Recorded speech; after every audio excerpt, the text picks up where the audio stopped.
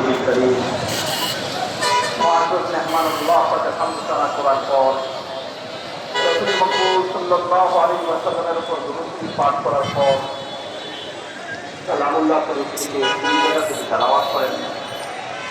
তারপরে রাসূল মকবুল সাল্লাল্লাহু আলাইহি ওয়াসাল্লামের একটা হাদিস থেকে পাঠ করেন।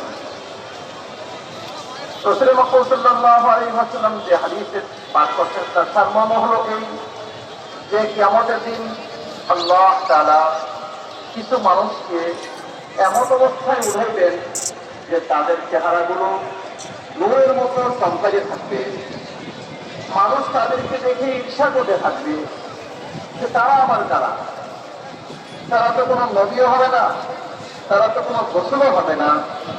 তো তা জানাই দিচ্ছেন, আমরা জানতে পারতাম তারা কারা, যাদের অবস্থা এতই স্থনীয় হবে যখন কিনা সমস্ত মানুষ পেরেশান হবে, আর তারা কিনা তাদের চেহারা নূরের মতো জলমল করতে থাকবে, নূরের মিম্বরে তারা থাকবে। তো তারা কারা? রাসূল মকবুল সাল্লাল্লাহু আলাইহি ওয়াসাল্লাম তাদের অবস্থাগুলো বলে দিচ্ছেন। তারা হলো ওই সমস্ত লোক যারা নাকি একে অপরকে মহাব্বত করত।